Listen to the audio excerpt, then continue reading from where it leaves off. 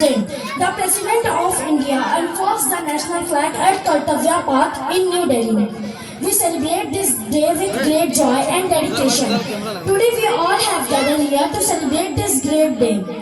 The Constitution is the supreme law of India.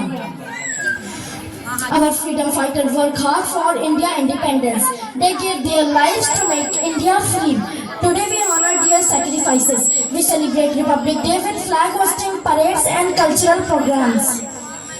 It is a day to remember our duties. I am very proud to be an Indian and I love my country very much. Assalamu alaikum wa rahmatullahi wa barakatuh. माशाअल्लाह बहुत ही इनाम दे दिए, बहुत ही अच्छे अंदाज में English में speech देकर गई ये बच्ची। अब आइए और ये अपना इनाम आरिफ भाई करके 100 रुपया इसको ले लीजिए। अब आइए तकरीर पेश करने के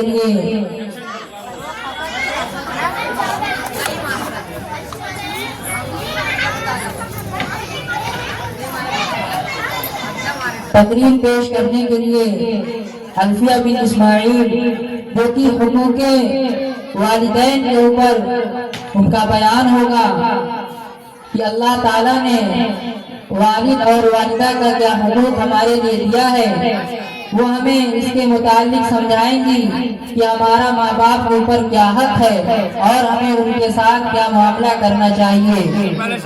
अल्फिया बिन इस्माइल भाई पर आयशा भी नहीं। अस्सलाम वालेकुम व रहमतुल्लाहि व बरकातुहू।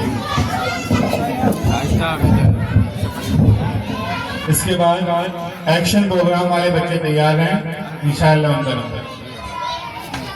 अल्हम्दुलिल्लाहि वहदह वस्सलातु वस्सलाम अला मन ला नबिय्य बअदहु अम्मा बाद अऊज़ु बिल्लाहि मिनश शैतानिर रजीम बिस्मिल्लाहिर रहमानिर रहीम ववस्सैनल इंसान बिवालिदैहि इहसाना हमलतहु उम्मुहु कुरहन ववज़अतहु कुरहा। और हमने इंसान को अपने वालिदैन के साथ भलाई का हुक्म किया, उसकी माले ज़माना हमल में तकलीफ और मुशक्क़त के साथ हमल का बोझ उठाया और विलादत के वक्त जाकुनी की तकलीफ के साथ जना है।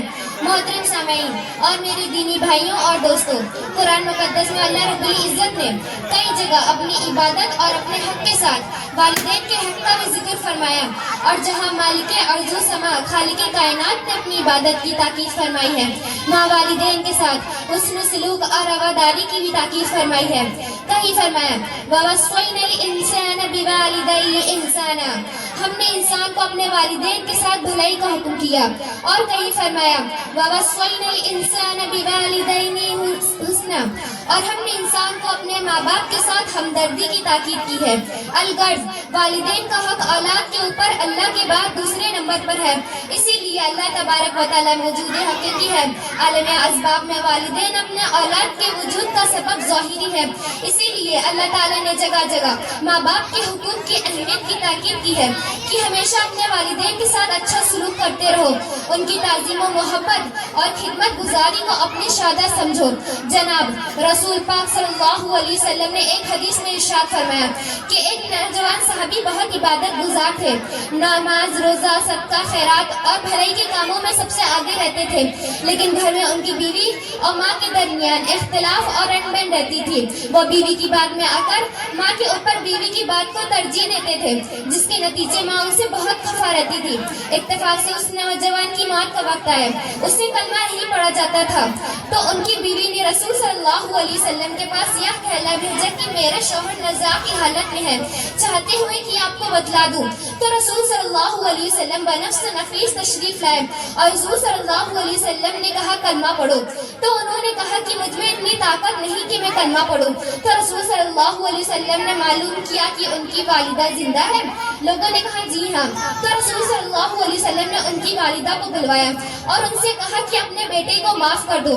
वालिदा ने जवाबन कहा, उन्होंने बहुत ही दिल दुखाया है, उन्हें माफ नहीं करूंगी।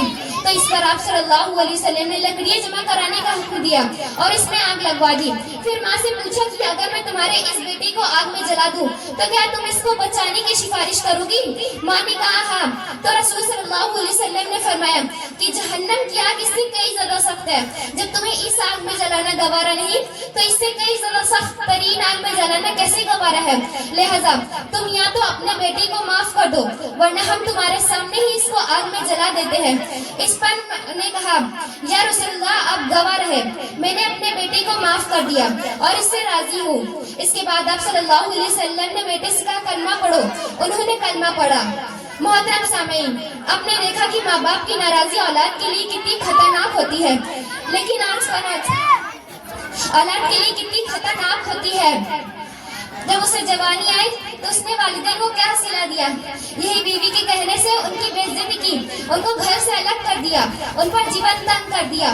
ان کا دل دکھانے کے لیے بیوی کی زبان کو درازیوں کو تحفظ دیا. دکانہ دفتر آ کر خود والدین پر ظلم و ستم کے پہاڑ توڑے.